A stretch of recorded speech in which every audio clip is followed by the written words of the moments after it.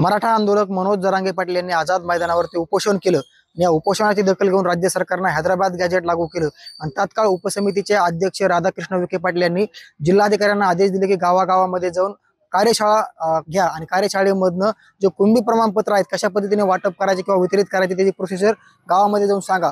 आज चक्क बीडच्या साक्षात पिंपरीमध्ये या ठिकाणी जे जिल्हा प्रशासन लेवलचे जे अधिकारी आहेत त्या ठिकाणी येऊन कार्यशाळा घेताना पाहायला मिळतात। कुणबी प्रमाणपत्र कशा पद्धतीने वाटप करायचं, कुणबी प्रमाणपत्राची प्रोसिजर काय आहे हे सांगण्याचं काम या ठिकाणी अधिकारी आणि कर्मचारी येऊन करतात। गाव पातळीवरती जी कार्यशाळा आहे त्या ठिकाणी कार्यशाळा संपन्न होत आहे। विशेष पाहायला गेलं तर या कार्यशाळेमधनं कुणबी प्रमाणपत्र कशा पद्धतीने वितरित करायचं, कुणबी प्रमाणपत्र वितरित करताना कोणते कोणते पुरावे जोडायचे, काय जोडायचे, संपूर्ण जी प्रक्रिया आहे ती गाव खेड्यामधनं जाऊन या ठिकाणी पार पडते आणि स्वतः या समितीमधले जे लोक असतात, या कार्यशाळेमधले जी तलाटे असतील, मंडळ अधिकारी असतील किंवा नायब तहसीलदार असतील, हे स्वतः गावामध्ये येऊन ही प्रोसिजर राबवताना पाहायला मिळतात। नक्कीच कुणबी प्रमाणपत्र काढण्याची जी प्रक्रियाला आता वेग येताना पाहायला मिळतोय। साम टीव्हीसाठी योगेश काशीद, साक्षात पिंपरी, बीड।